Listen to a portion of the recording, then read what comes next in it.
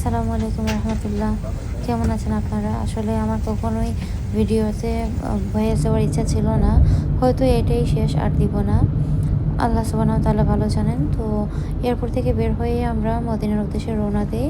তো দেখতে পাচ্ছেন এই হচ্ছে আমাদের ট্রলি। এখানে অনেকগুলো ট্রলি ছিল, আমাদের ৩ জনেরই শুধু ছিল এগুলো।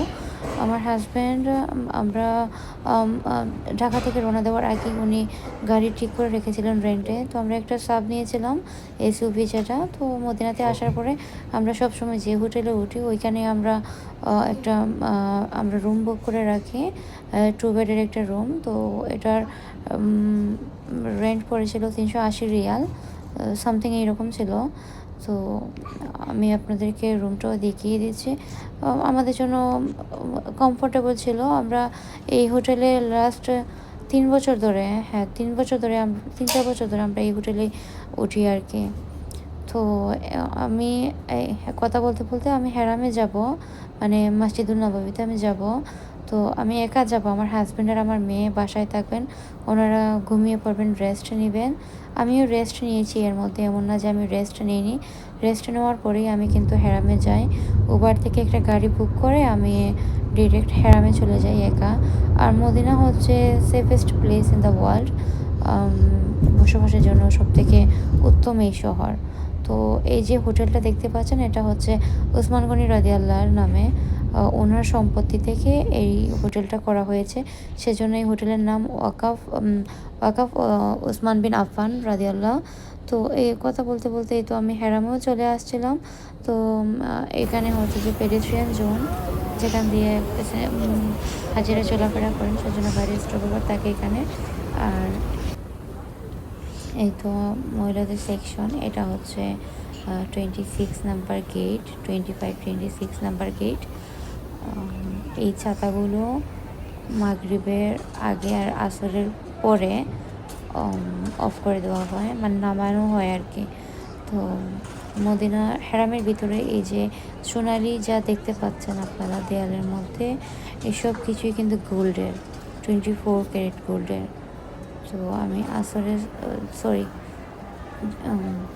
এই সব কিছুই গোল্ডের, দরজা, ইচ অ্যান্ড এভরিথিং সোনালি কালার যা কিছু দেখতে পাচ্ছেন।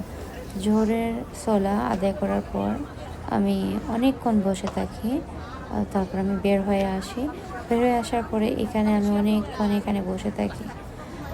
আসলে মদিনার সাথে না, আমি মদিনা শহরে আসলে আমি অন্যরকম ফিল করি। আমার কাছে মনে হয় যে মদিনার বাতাসেও রাসূলুল্লাহ সাল্লাল্লাহু আলাইহি সাল্লামের স্মৃতি জড়িয়ে আছে। আমি ভাবি যে এখান দিয়ে হয়তো রাসূলুল্লাহ সাল্লাল্লাহু আলাইহি সাল্লাম হেঁটে গিয়েছিলেন, অমুক সাহাবীর বাড়ি হয়তো এখানে ছিল।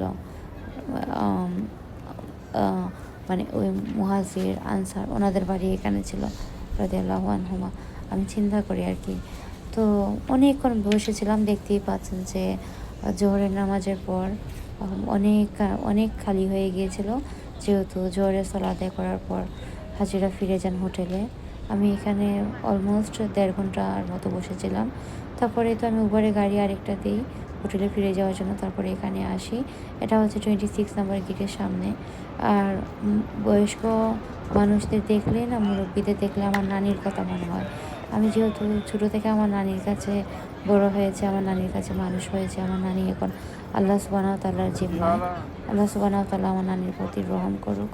আমার নানি যেভাবে আমাকে ছোটোবেলায় আদর যত্নে বড় করেছেন, আল্লাহ সুবহানাহু ওয়া তাআলা যেন আমার নানিকে ওইভাবে, তার থেকে উত্তমভাবে রাখেন। আমার নানির কবরকে যাতে আল্লাহ সুবহানাহু ওয়া তাআলা জান্নাতুল ফেরদৌসের বাগান বানিয়ে দেন। ওনার আখিরাত যেন আল্লাহ সুবহানাহু ওয়া তাআলা সহজ করে জান্নাতুল ফেরদৌসে বিনা হিসাবে রাসূলুল্লাহ সাল্লাল্লাহু আলাইহি সাল্লামের সফরসঙ্গী বানিয়ে প্রবেশ করাই দেন আর কি। তো এই বিল্ডিং, এখানে আগে কমার্শিয়াল বিল্ডিং ছিল। করোনার সময় এই বিল্ডিংটা ভেঙে ফেলা হয়েছিল। আর এই যে পাহাড়ের উপরে একটা প্যালেস দেখতে পাচ্ছেন, এটা মূলত সৌদি আরবের বাদশার প্যালেস। তো এটা নিয়ে বিভিন্ন ধরনের কথা আছে। আল্লাহ সুবহানাহু ওয়া তাআলা সব কিছু ভালো জানেন। তবে এই প্যালেসটা কিন্তু মদিনার হেরামের মদিনা এরিয়ার মধ্যে পড়েছে, মদিনা এরিয়ার বাইরে না, মদিনা এরিয়ার বাইরে না। তো সেক্ষেত্রে অনেকে অনেক ধরনের কথা বলেন, আসলে বুঝে শুনে কথা বলা উচিত। আল্লাহ সুবহানাহু ওয়া তাআলা মক্কা এরিয়ান মদিনা এরিয়াকে সেফেস্ট জোন হিসাবে কিন্তু ঘোষণা দিয়েছেন। তো এই হচ্ছে প্যালেসটা, ক্লোজ ভিউ যেটা আর কি আমি গাড়ি থেকে করেছি। আর আমি আমার হোটেলের কাজে চলে এসেছি। আল্লাহ সুবহানাহু ওয়া তাআলা আপনাদেরকে ভালো রাখুক। আসসালামু আলাইকুম।